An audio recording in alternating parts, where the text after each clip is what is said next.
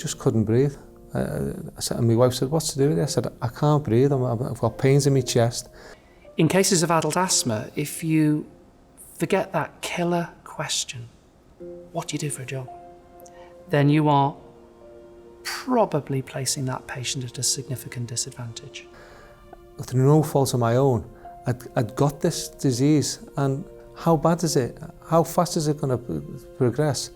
How much longer have I got to live? You have to be sat in front of a healthcare professional who actually appreciates that the workplace can harm you.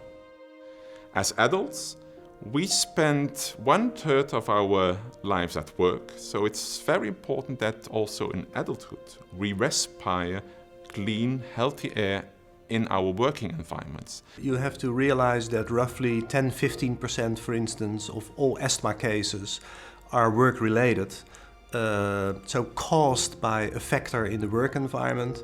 And on top of that, there's a sizable group of people with asthma and allergies whose asthma or allergy worsens because of dust or irritant exposure in the work environment. I'm from top to toe baker for 30 years. And it's very hard that I can't bake anymore. That's not that easy for me. Johan is 53 years old and he is a baker. But after 35 years, he started to get some allergic symptoms of the eyes and of the nose, rhinitis, and also asthma. And the symptoms became severe within a very short time. Sometimes I get it, there was no problem at all. And after a year, it became worse. I don't work anymore.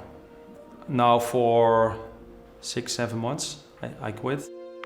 It is a tragedy to see people who have been harmed by a condition that is ultimately preventable. I think mentally is the biggest problem. It sounds nice, you stop working, you go to do nice things, you play golf and then go. But you feel you are not any longer an part of the complete society. You have to take your part, and that's now over.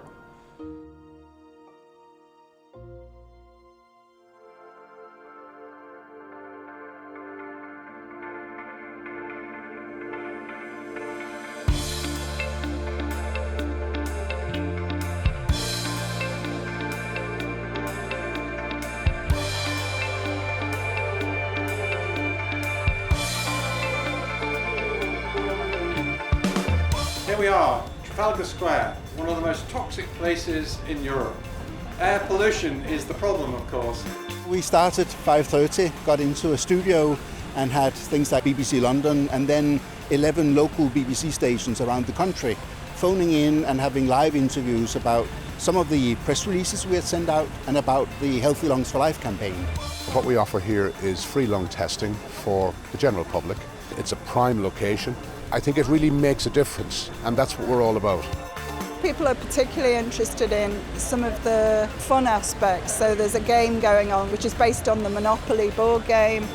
This will have a major impact because people get to know more about lung disease that don't receive enough public attention, and it also shows how easy it is to check your lung function.